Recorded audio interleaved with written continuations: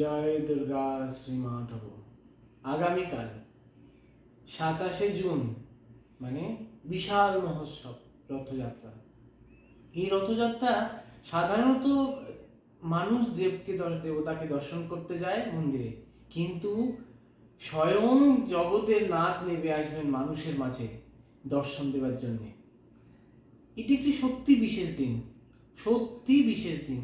মানে এই দিনকে কিছু দিন আছে সারা বছরের মধ্যে, তার মধ্যে রথযাত্রা, যেদিনকে আপনি যত রকমের শুভ কাজ আপনি করতে পারেন, সে বিবাহ হোক, গৃহপ্রবেশ হোক, অন্নপ্রাশন হোক, সাতভক্ষণ, নানান রকমের, এবং পুজো পার্বণ তো আছেই।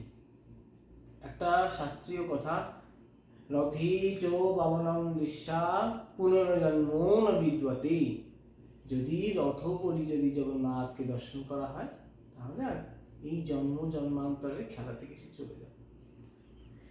তাহলে কি সেই খেলা? তাহলে কি সত্যি এত কোটি কোটি মানুষ দর্শন করছে, সবার কি মোক্ষ লাভ হবে?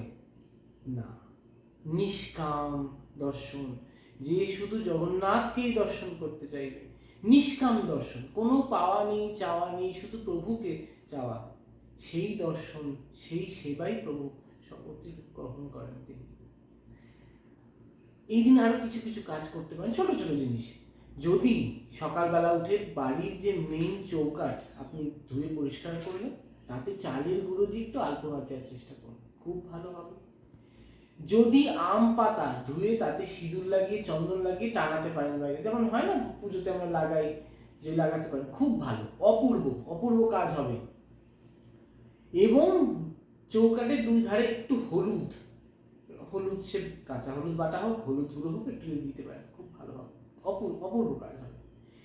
এই দিন কোনো রকম আমিষ ভক্ষণ থেকে দূরে থাকবেন, নিরামিষ চেষ্টা করবেন, এবং প্রভু জগন্নাথকে যদি পদ থাকে, মূর্তি থাকে, তাকে সুন্দর করে সাজান, তাকে ভোগ দেবেন, যা দেবেন, তুলসীপত্র অর্পণ করুন, এবং সারাদিন প্রভুকে নাম করুন। আপনি যদি সত্যি ডাকতে পারেন, তাহলে তিনি সাড়া দেবেন। আমার বাড়িতে প্রভু জগন্নাথ রয়েছে, আর সেই জগন্নাথ এমনি প্রতিষ্ঠিত নয়, একদম রত্নবেদিতে, পুরীতে শ্রীমন্দিরে রত্নবেদিতে স্পর্শ করে তাকে প্রতিষ্ঠা করা।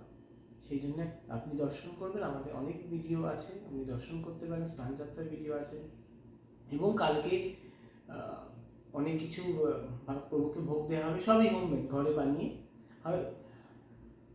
আপনাকে দর্শন করাবো, আপনাদের সবাইকে।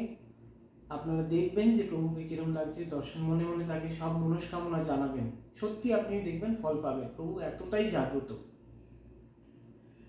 আর যেটা সব থেকে যে জিনিসগুলো করবেন না, সেটা কি, বাসি কাপড়, জামা কাপড় পরে থাকবেন না কালকে, অবশ্যই পরিষ্কারভাবে থাকবেন, ঘর দোর পরিষ্কার রাখবেন, সকালবেলা ওঠার নিদ্রা থেকে ওঠার চেষ্টা করবেন, এবং সারাদিন দর্শন করবেন, যেখানে প্রভু যেখানেই রথ করি সেখানেই দর্শন করবেন, রথের দড়িতে হাত দেওয়ার চেষ্টা করবেন।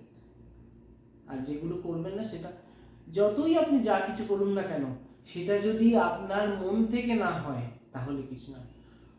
যে প্রসাদ দেবেন ভক্তর মধ্যে বিতরণ করুন, দেখবেন ভালো হবে।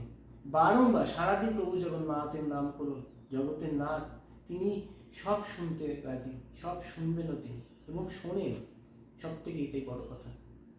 তাহলে কালকের দিনটা একটি বিশেষ দিন, খুব বিশেষ দিন, সেটা খুব সুন্দর করে সবাই পালন করুন। যদি আপনাদের কিছু জানার ইচ্ছে হয়, কমেন্টে অবশ্যই লিখবেন, এবং আমি তার অবশ্যই উত্তর দেব।